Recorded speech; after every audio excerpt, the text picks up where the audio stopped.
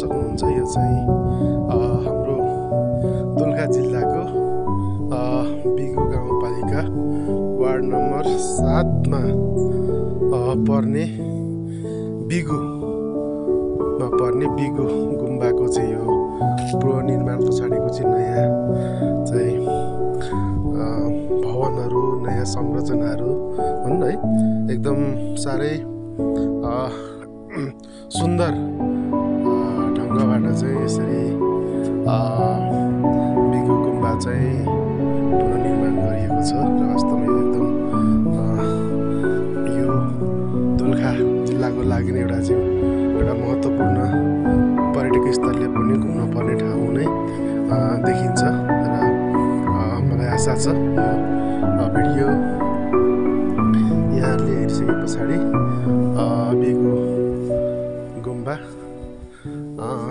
को चाहिँ भ्रमण गर्न यहाँको चाहिँ भन्न अवस्थाबारे बुझ्न, अवलोकन गर्न, अध्ययन गर्न र एउटा चाहिँ यति शान्त वातावरण छ कि त्यहाँ चाहिँ एउटा चाहिँ मेडिटेसनको लागि पनि उपयुक्त ठाउँ रहेको छ र मलाई चाहिँ एकदम यो साह्रै मन पर्यो। र पहिला हामी भूकम्प 2072 सालको भूकम्प आउनुभन्दा अगाडि पनि आएका थियौँ, तथापि त्यो अवस्थामा पनि साह्रै राम्रो थियो र अहिले पनि हामीले यो पुनर्निर्माण पछाडि नै साह्रै नै राम्रोसँगले चाहिँ यो अवलोकन गर्न पाउँछौँ। यो बिगु गुम्बा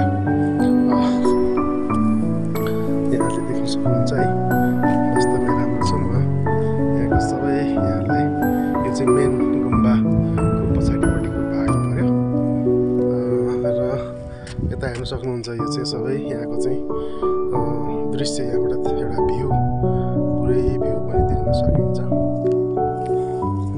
अब हामी चाहिँ अगाडि गुम्बाको मेन गुम्बाको अगाडिपट्टिको भाग चाहिँ हेर्न गइरहेको छौँ है। साह्रै राम्रो छ, हेर्नु होला। म यहाँबाट सर यहाँलाई यहाँदेखिबाट देखाउनेछु। बहुतै राम्रो छ। यहाँले यसरी हेर्न सक्नुहुन्छ र अहिले चाहिँ गुम्बा यो दिउँसो चाहिँ बन्द हुन्छ र 3 बजे बिहान र 3 बजे बिहानको समयमा र 3 बजे पछाडि चाहिँ यहाँ चाहिँ पूजाआजाको काम सुरु हुन्छ र साह्रै नै एकदमै राम्रो दृश्य यहाँलाई मैले देखाइरहेको छु है। यहाँले एकदम राम्रोसँगले चाहिँ हेर्नु होला र पछि तपाईँहरूको समय फुर्सद मिल्यो भने यो ठाउँमा आएर चाहिँ अवलोकन गर्नु। र यहाँ चाहिँ होमस्टे पनि रहेको छ, यहाँ बस्नको लागि कुनै आपत छैन। यो गुम्बाभित्र नै होमस्टे रहेको छ, यहाँ गेस्ट रुमहरू छन् र यहाँ चाहिँ यहाँले खाना बस्न पाउनुहुन्छ।